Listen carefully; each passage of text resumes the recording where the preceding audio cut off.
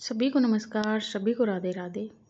कहते हैं यदि मन में सच्ची श्रद्धा हो, कान्हा जी के लिए प्रेम हो, तो कान्हा जी किसी भी अवतार में हमारे लिए अवतरित होते हैं, किसी भी अवतार में हमारे पास आते हैं। जिस रूप में हम कन्हैया जी को, कान्हा जी को, त्रिपुरारी को याद करते हैं, हम उन्हीं रूप में उनको प्राप्त करते हैं। वो हमारे सामने साक्षात उसी रूप में आते हैं। एक ऐसी घटना अब आपको सुनाएंगे कि जब कन्हैया जी जब कान्हा बने थे, एक भक्त के देवर, तो ये निराली कथा हम आपको सुनाएंगे। आप ध्यान पूर्वक सुने और वीडियो के अंत तक बने रहें। कि एक लड़की थी जो श्री कृष्ण की अनन्य भक्त थी। बचपन से ही कृष्ण भगवान का भजन करती, भक्ति करती थी।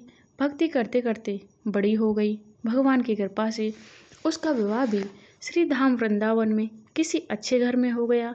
विवाह होकर पहली बार वृंदावन गई, पर नई दुल्हन होने से कहीं जा ना सकी और मायके चली गई।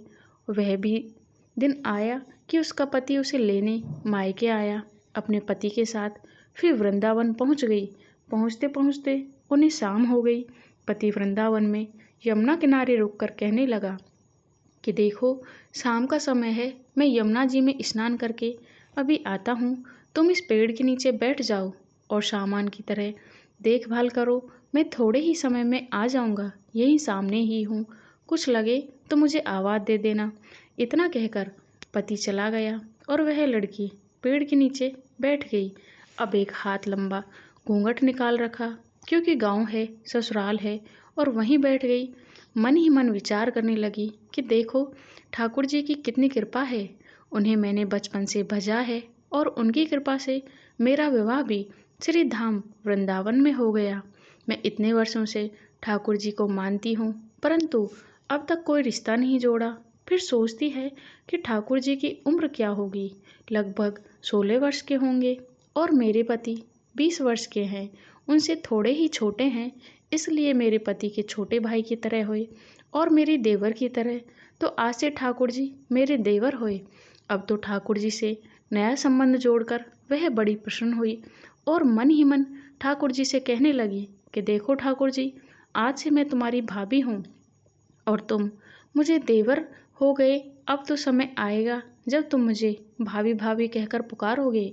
इतना सोच ही रही थी, तभी एक 10 से 15 वर्ष का बालक आया और लड़की से बोला, भाभी भाभी। लड़की अचानक अपने भाव से बाहर आई और सोचने लगी कि वृंदावन में तो मैं नई हूँ, ये भाभी कहकर कौन बुला रहा है। नई थी इसलिए घूंघट उठाकर नहीं देखा कि कहीं गांव के किसी बड़े बूढ़े ने देख लिया तो बड़ी बदनामी होगी। अब वह बालक बार बार कहता, वह उत्तर नहीं देती। बालक पास आया और बोला, भाभी तनिक अपना चेहरा तो दिखाओ। वह सोचने लगी, अरे ये बालक तो बड़ा जिद कर रहा है, इसलिए कस के घूंघट पकड़कर बैठ गई कि कहीं घूंघट उठाकर देख न ले। लेकिन उस बालक ने जबरदस्ती घूंघट उठाकर चेहरा देखा और भाग गया। थोड़ी देर में उसका पति आ गया। उसने सारी बात अपने पति से कहा। पति ने कहा, तुमने मुझे आवाज़ क्यों नहीं दी। लड़की बोली, वह तो इतने में भाग ही गया था। पति बोला, चिंता मत करो, वृंदावन बहुत बड़ा थोड़ी ना है। कभी कहीं किसी गली में खेलता मिल जाएगा तो मैं उसकी हड्डी पसली एक कर दूंगा, फिर कभी ऐसा नहीं कर सकेगा। तुम्हें जहाँ दिखे मुझे ज़रूर बताना।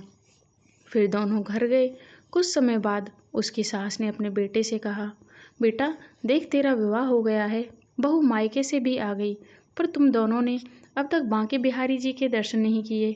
कल जाकर बहू को दर्शन करा कर लाना। अब अगले दिन दोनों पति पत्नी ठाकुर जी के दर्शन के लिए मंदिर जाते हैं। मंदिर में बहुत भीड़ थी। लड़का कहने लगा कि देखो, तुम स्त्रियों के साथ आगे जाकर दर्शन करो, मैं अभी आता हूँ।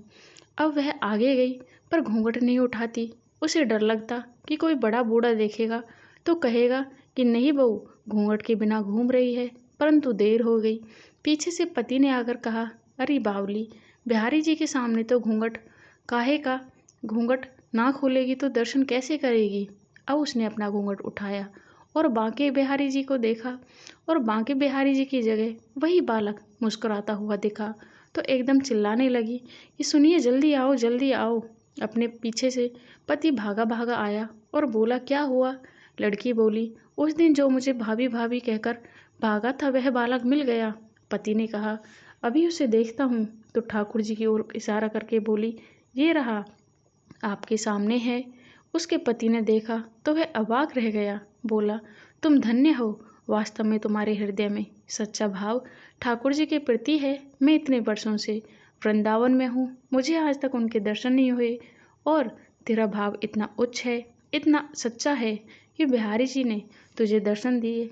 इसलिए कहते हैं कि बिहारी जी के लिए, कान्हा जी के लिए, अपने प्रिय कन्हैया जी के लिए, अपने बाल गोपाल के लिए यदि मन में सच्चा प्रेम हो, श्रद्धा पूर्वक उनकी भक्ति की जाए, तो वे हमें जिस रिश्ते में हम उनको बुलाते हैं, भाई, पिता, माता, देवर, जो भी हम जिस रिश्ते से उनको बुलाना चाहते हैं, वो हमारे सामने उसी रूप में प्रकट हो जाते हैं।